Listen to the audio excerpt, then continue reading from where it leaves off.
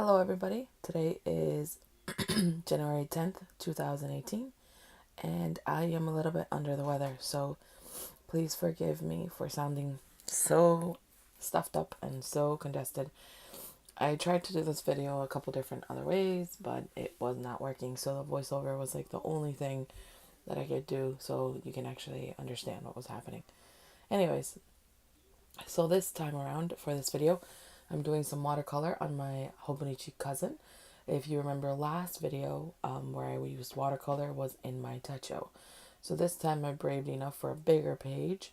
The reason why I started on the Techo is because it's a much smaller page and I just wanted to see how it worked out. And so since it went pretty well last time, I ventured out into the bigger one. So I'm using my Winsor Newton travel palette, small palette, has a few basic primary colors. You can make a lot of colors from it.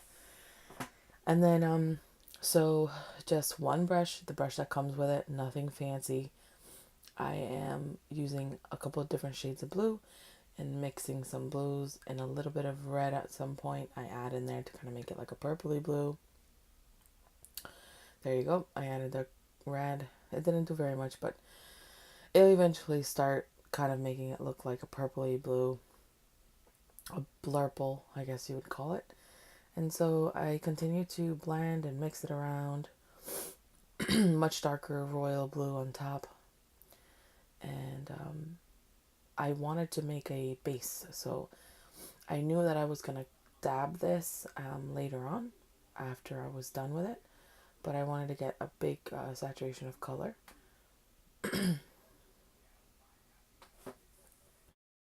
So after I have blended all the color, I take a napkin or paper towel and then I just stab it all over it just to pick up some of the excess color and also give it a lighter look.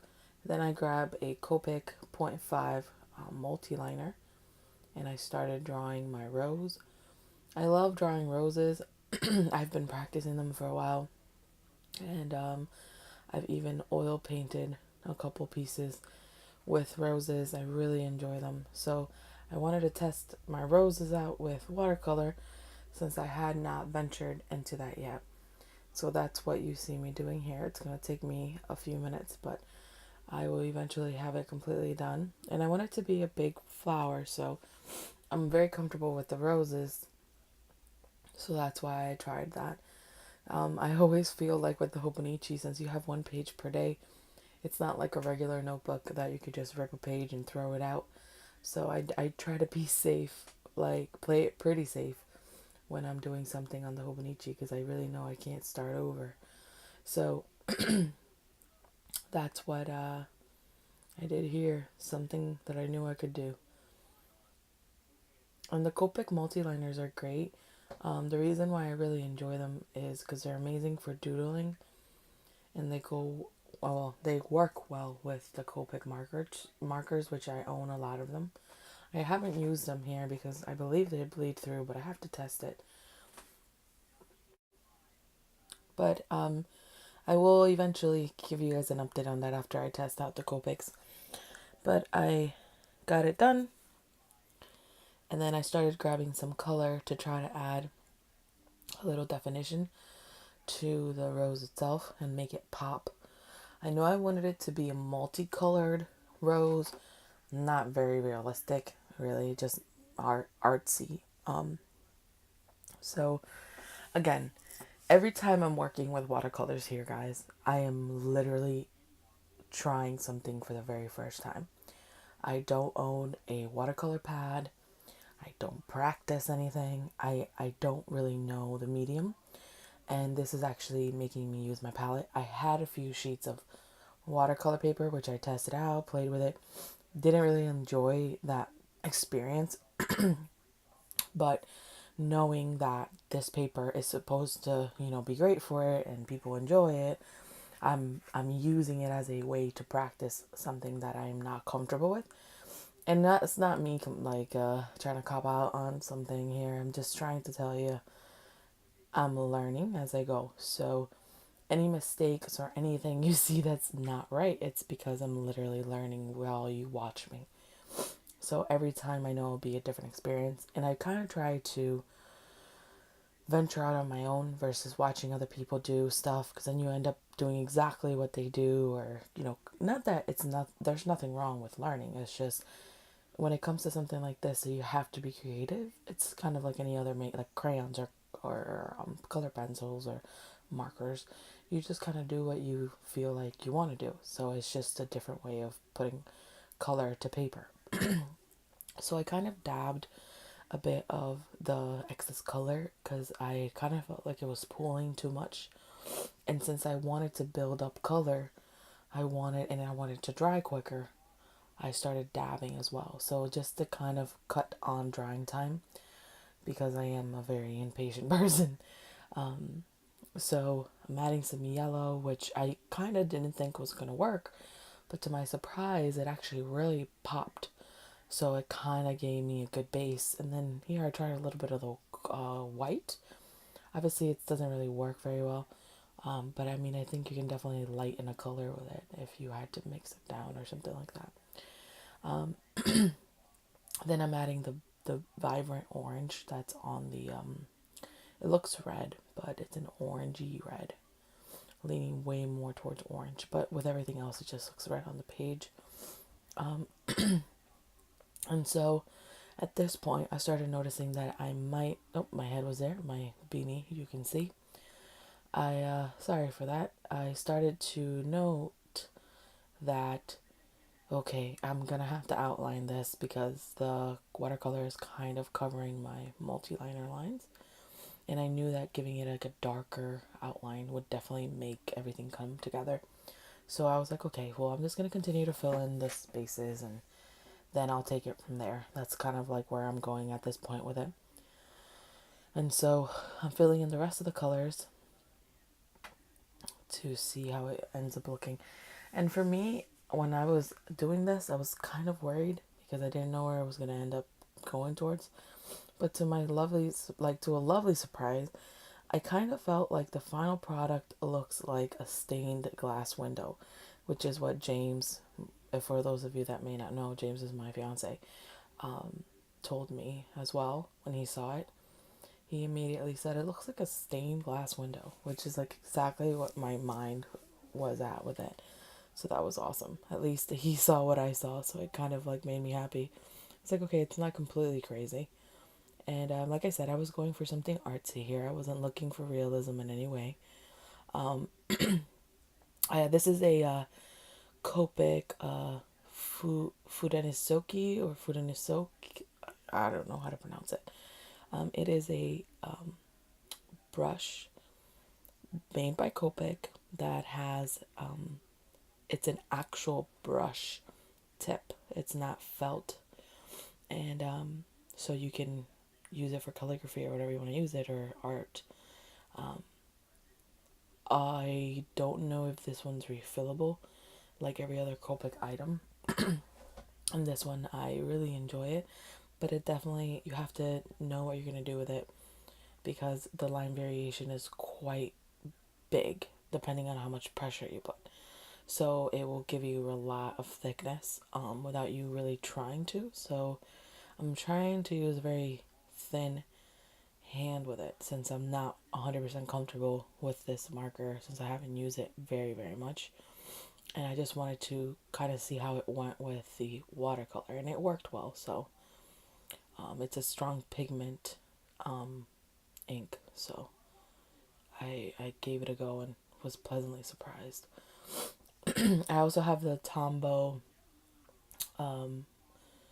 brush pens, the other ones, the one that people used to write with. I'll show them in another video, and I think those would have worked well with this too.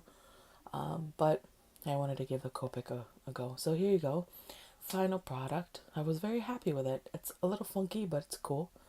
Alright, so moving on to the Techo. Same watercolor pan, same brush. And here goes yellow again. So I know that like last time I used yellow, but this time I kind of had an idea. I knew I wanted to use 4 colors, and I had a little bit more of like a plan for what to do versus last time where I had no idea. So I'm just grabbing more of that. Oh, this is the lightest yellow from the palette. And then I will use a green and then like a tealy green and then a dark yellow. And they are all from the same palette. So it's crazy how this little palette is so flexible, and you can mix way more colors. I just haven't done that because I'm kind of just trying to learn how much I can get out of the regular colors. I'm really excited to look into the Jane Davenport watercolors because I saw some reviews and some pictures, and the colors look really vibrant, and I love that. So I think that palette or those palettes will be right up my artistic, leaning, because they have that vibrancy and that pop of color and the happy colors per se. At least in one of the palettes. I know there's like a natural earthy one, but there's one that the colors are really poppy. I know that that's exactly what I'm looking for. So I'm going to check that out. That's going to be my next palette that I invest in the very near future because I want to keep doing watercolors. I'm actually really enjoying it. When I was doing this, I had just gotten home from work and I was very tired and stressed and very hard day at work. Took a shower, ate some food, and said, okay, well, I'm going to do this. So I'm actually kind of humming, that's why I have voiceover. I was kind of humming along to my own tune and going down to work on my Hobonichi and cousin. I just sat down and did it, and I wanted to kind of de-stress, and it really worked. Just, playing with color, seeing what I got, and then after I was done, I really felt much better. And that's why I do art, and that's why I do the things I do, because they do make me feel better. I have a stressful job. I love my job, but it's very stressful. And sometimes you think to yourself, why am I doing this? But, once you have some downtime and once you have something that you love to do, it kind of just puts everything back into perspective. It kind of calms you down. It makes you feel good. And then okay, it's all going to be okay. I just need to find an outlet. And immediately, this didn't take me very long. Between drying times, because I worked in one and then worked on another, I think I've been like 30 to 40 minutes worth of total. So here I'm actually showing you the Copic. And I really like the plastic. It's black and then it has all these gold speckles. It's so beautiful. All right, so here I am with a brush pen, and I am just drawing some leaves. I wanted to draw leaves. I had that in mind. So here we are. I am going with a mental picture and I'm just putting it on paper. Obviously, like I was saying, this brush pen is very, very sensitive to touch. So if you move a certain way or if you don't place it just right, you're going to get too thick of a line or too thin of a line. So you have to be gentle with it, and then you can press if you want to, like right here. You can see it's a little bit thicker than I probably would like, but then I just kind of adjusted it and fixed it and it was fine.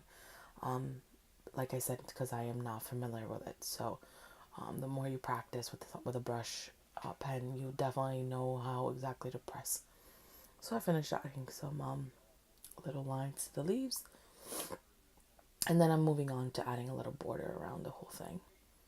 And I knew I wanted it to be simple, nothing too crazy. So here we are with that. And you can see me wearing my bathrobe, very comfy, trying to, relax and do something that I love. So, I'm really I'm posting these videos to kind of just document what I'm doing. I'm in no way trying to profit out of this or do some big thing. I mean, if it happens, it's cool, but I'm just sharing something. I'm sharing with you guys what I've done, what I enjoy, and hopefully I can inspire somebody. I really hope that somebody decides to give this a go and try it out. And I was happy with that. Very simple, but I really enjoy how that page turned out. Well, I hope you guys have a great day. Thanks for watching. Bye.